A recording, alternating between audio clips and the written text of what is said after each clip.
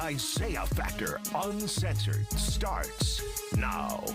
And welcome to The Factor Uncensored. Over the last 10 years, it has been a rallying cry for African American women to proudly say and declare Black girl magic.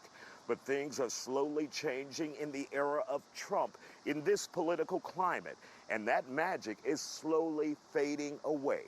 Tonight, we brought together a group of African American women with different political perspectives to talk about the disappearance of Black girl magic. Well, all the ladies are here on The Factor Uncensored. And Julie, as I said, I got this idea from you. There was a time during the Obama administration, many people coined the phrase Black girl magic. It became more and more popular. And then in the Biden administration, when his race wasn't doing so well, it was Black women who bailed him out and got him to that victory line. And he acknowledged that. But now there is a different time that we're facing in the United States under the Trump administration. And we've seen recent studies that indicate that Black women are the first to go when we start seeing tough financial times and there are layoffs. And Julie, you said now is the time to start pivoting, start coming up with a backup plan, a game plan to survive this administration or just this time in general. Your thoughts, Julie, let's bring you in first. Absolutely. Well, you know, my thoughts are that this current president and administration, they hate beautiful, smart Black women. Kamala Harris really has set them off. And the trickle-down effect is coming down to the women such as myself and my beautiful cohorts on this panel. 300,000 Black women between the month of January 2025 and August 2025 were let out of the workforce. And with the way the jobs reports are not being deployed, I honestly think it's closer to 350. We may now be at 400,000. Last hired and first fired. The reason why Black women need to start pivoting right now, there's three different areas. Pivot back to corporate and try to stay there in your job. Pivot out of corporate into full-time entrepreneurship. Or the third bucket that I strongly encourage, which is being a corpreneur. Keep your corporate job, but have your side hustles, because any day now you might log on to that password and you're like, why isn't my password not working? Because you're about to go to HR and get fired for no reason, except that it's either DE&I, the administration, or your company is trying to over-comply, and you are going to be the victim of the racist over-compliance. So it's pretty possible every single day that a Black woman is going to join the almost 400,000 plus that have been bounced out of the workforce. That's why it's so important to begin pivoting. And if you have been pivoting before, those side hustles were just something fun to do on the weekend. No, that needs to be 5 to 9. Then you need to be on your 9 to 5. And then, Tay, let's bring you into this conversation. Why do you think Black women are always so expendable and then, for some, vilified? Oh, well, underappreciated. And, as the saying always goes, the most disrespected woman in the world, taken for granted, blase, blase. It's unfortunate. However, the Black girl magic has been because we created the blueprint of the pivot. That is what we've been doing to survive for years, since eons. We pivot, we create something out of nothing, and we make it seem like we're having fun while we're doing it and looking good. So I think sometimes people take that for granted until they step into our shoes and like, okay, wait a minute, what's going on? Like during the pandemic, I pivoted again. That's when I got my real estate license, because I was like, I will always have something of my own to service people. In addition to, my first love is entertainment and conversations and stand-up and acting and everything. And I'm an active realtor, and I service my clients too, invite them to a show, do something else, all at the same time, so that I can be empowered no matter what happens. I have a trade, a skill that I can always go to. And Fairly, you are in Boston, also a former resident of the Houston area. You're currently in law school, but you have a different perspective when it comes to this administration. You are a Republican, a conservative, and you're saying you're having the time of your life right now.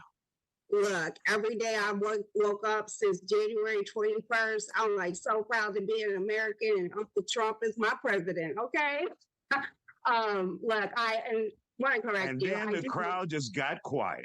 I know. And that's usually when we start to hear cricket. But I do live between Boston and Houston.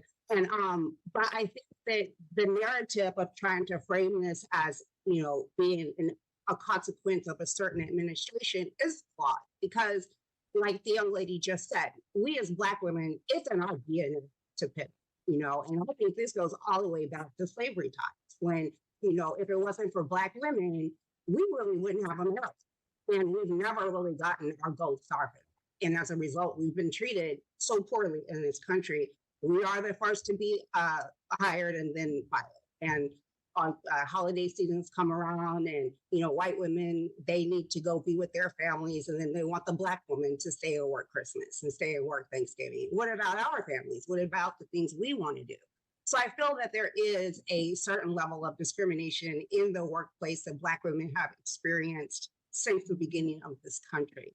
However, because being Texan, I'm a capitalist at heart, and I think Black women are generally capitalists at heart because we have to hustle.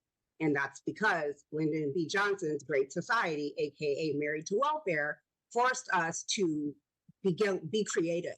And nowadays, it's no longer the time of, oh, you have these gaps in your resume, or how come you move from job to job to job? Well, now we're all just doing multiple things. You know, I'm in my late 40s. I'm finishing up law school. And prior to that, I was a Texas police officer.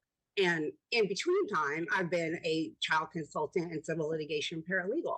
So I have a very diverse work background. I also opened my own consulting firm in 2021 it's called Republican Political Consulting. And all of my clients are seated on the Hill. So like it was stated, you know, I have to make sure that everything is taken care of on my end, no matter who is in the Oval Office. And I believe that the focus on DEI is flawed as well, because it's only benefited white women. DEI has never really helped Black women, or especially Black women, even though it was sold to us. We're going to take a quick break here. We'll come back. We're going to take a quick break here and come back and continue this conversation about Black girl magic and Black women now pivoting in the era of Donald Trump. We'll be back with more Factor Uncensored in just a moment. Stay with us. And welcome back to the Factor Uncensored. We're talking about Black girl magic and where does it stand in 2025 in an era of Donald Trump, where we've seen many Black women have to pivot or start over or go to that side hustle or that side gig in order to survive. We've seen recent reports where Black women are the first to be laid off from their jobs as a result of the current economic and political atmosphere. Fairly, if you can wrap up really quick, because we want to hear from Jasmine, but you said you've always had a backup plan and now you're in law school. Continue really quick. Yes. I would like for all Black women to just get out of the mindset of, I need a 9-to-5 job. You know, I feel that Black women we have the magic, whether or not it's acknowledged by a certain administration or not. We are magical and we are the backbone of America. And I think the more that we can get out and hustle and be diverse in the things that we do, whether it be entrepreneurship, going back to school, or working a job, we need to position ourselves that we can then bring our Black men back into the home. So, all right, Jasmine, since I've known you, you've always been an entrepreneur. Tell us how you're feeling in this economic and political climate. So how I'm feeling in this moment is, as I believe that Black women, due to survival skills, we've always had to pivot, right? And we've always existed where we can do multiple things. And I think it's okay for Black women to be within our resting period as well. But I want to talk about the 300,000 Black women that have been released. We all understand what's going on under this Trump administration. Not only is it 319,000, which they started back in February, which I agree with the previous person who said it's probably 350,000, but right now they have replaced, in the heterosexual white men, is 326,000 in those roles. So you can look at the statistics to see exactly who's replacing those Black women, right?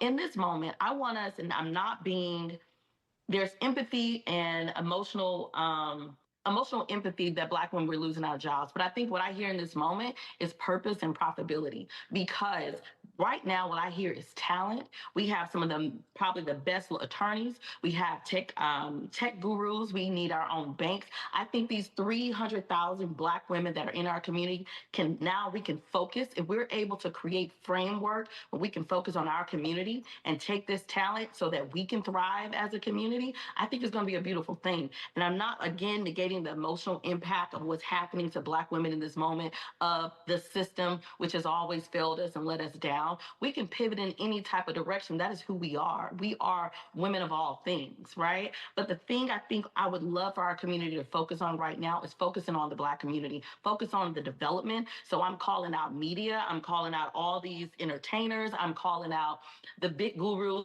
and all the people that are spending money, that we can focus on our community. You know, I think that's the most important thing. I think in this Trump administration, it's purposeful. I think they know exactly what you're doing. In order to affect the Black community, you have to go after the Black woman. We're the source of everything. So again, in this moment, I know that it's very stressful and people are panicking, but right now I think it's a perfect time to strategize. There's strategy. We need to focus on unity as a Black community and strategize on what's our move as a community. How do we support these 300,000 Black women that are within talent of all different spaces and be able to bring that to our community and focus on us?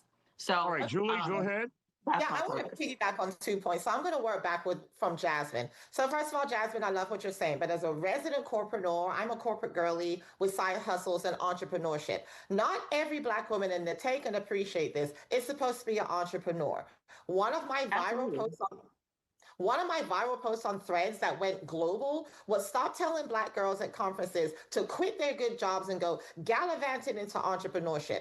African-American businesses, specifically Black women, have less revenue than $47,100 a year, period. That's all we're making. We're not getting VC capital. We are 0.01% of all VC capital. These 300,000, I say 400,000 Black women, trying to decide all of them are now entrepreneurs. These are Black women that are doctors, lawyers, corporate girls like me, Indian chiefs. I have an MBA for marketing from Rice. I've been in corporate communications for 20 years. I'm being forced out of my corporate role with my 401k, my Roth IRA, into a situation of entrepreneurship, which is very uncertain. A lot of Black women don't want that. A lot of I want to be clear in that space. I did not say that there should we be have to take a quick commercial break here, and we'll come back in just a second. We're talking about Black Girl Magic and pivoting in the era of Donald Trump. We'll be back with more Factor Uncensored in just a moment. And welcome back to the Factor Uncensored. We're talking about the state of Black Girl Magic in 2025. Julie, if you can wrap up really quick in 30 seconds, because we want to get to Nate and Fairly as well. Go ahead. Absolutely. And so what Fairly was saying, and I wrote this on my LinkedIn post, entrepreneurship under duress is not entrepreneurship. Black women in these long-term roles that have studied for them, that have moved up in the ranks, are being forced out into an entrepreneurial community that they're unfamiliar with, and more importantly, they shouldn't have to do. It's like Jasmine had literally just said, being an entrepreneur is cool, but I know for a fact, as someone that has walked those steps, it's not for everyone. Some Black women are built for a corporate structure. Some are built for entrepreneurship. You're not a creative entrepreneur with a spark of idea if you've been forced out by HR and now you have no choices. Entrepreneurship with no choice is not fun. All right. Nate, let's hear from you. Yes, all the ladies have brought up a lot of great points. And what I do want to speak to is the importance of DEI, diversity, equity, inclusion. The layoff of so many Black women shows exactly what happens when DEI is not enforced. Because again, these jobs and these roles, and we've seen that in the administration as well, are being replaced by people that some have no experience whatsoever in the positions that they're in. My background is actually, my degree is in finance from the University of Houston, go Cougs. I started in oil and gas, and through DEI, literally, my boss in finance in an oil and gas company in Houston said, hey, this has always been a white man's place. And so I want to intentionally diversify and signed up for programs like that. So that is the importance of DEI. Not only do you have to be qualified, it just helps to even the playing field. You're always overqualified. All right, Fairly. Well, I'm actually very close to this administration. I do a lot of work within it and adjacent to it. And as it relates to Doge and all of the layoffs, that is valid, that is legit, and that is real. And I think that Black women especially became very complacent when it came to their federal jobs, thinking, because we all know, we're all old enough to remember, if you worked for the federal government, you were going to have a job until you were ready to retire. And that is no longer the case. in it this makes you administration. happy? So Does I it make you can happy? acknowledge that, but the fact that Jasmine said that those positions were replaced by mostly heterosexual white men, I know for a fact, and I've seen with my own two eyes, is not true. So I think that when we look at data sets, that's primarily my skill set. Looking at data sets, you have to look at why you're interpreting the data. And if you're interpreting it to skew your conclusion to what you want it to be, then that's what it's going to be. But because I am want it to be physically and intimately close to this administration, I can tell you that there is not an intentional attempt to Of course intentionally it's target Project people of color out of their jobs. Now you're just acting you're just crazy. talking. You had like Project 2025 was That is not real. That is not real. That is not real. Project 2025 is real. That is not a policy of this administration. God just talked about it on X, and he finally acknowledged it in a written statement by threatening the American people with the architecture of Project 2025 if the Democrats don't get in line and reopen the government. And the fact that you're smirking and sniggling about Black women being over-indexed as federal workers, so Black women were the first ones y'all got out of there? Come on now. No, they were not the first, but they were amongst the community as a whole. Jasmine, go ahead, Jasmine. That's all of you is this. 92% of Black women voted for Biden and Kamala Harris. What have you received in every Democrat administration? My answer is nothing. Girl, we are talking about Black Jasmine, women. go ahead. Until you give me some facts of how much better you all have done financially under a Democratic administration. Really quick, Jasmine. Jasmine, we have 1 minute left. You just said what all we have done as y'all as Black women. Are you not a Black woman? You are part of our community, right? No, I said I wanted to ask all of you all to tell me how financially well you have done under a Democratic administration. Oh, you know explanation. Oh, you know damn explanation about what we have done. At the end of the day, y'all, God is our supply. It doesn't matter who's in office. It doesn't matter who in office. Exactly. God is our supply, and we will take care of ourselves. Yes, there is a problem with African American women not wanting to take responsibility for the opportunities that are available to them. I've been the very factor of a lot of opportunities I've taken them. Next time we're gonna have to bring you all in the studio so you won't talk over each other. But interesting and great conversation, and there's more. And Julie, thank you for this idea. I think. Well, I love what Julie's doing, and I'm totally supporting it. And that is the difference, is that just because I'm a Republican doesn't mean I do not align with being a Black woman first.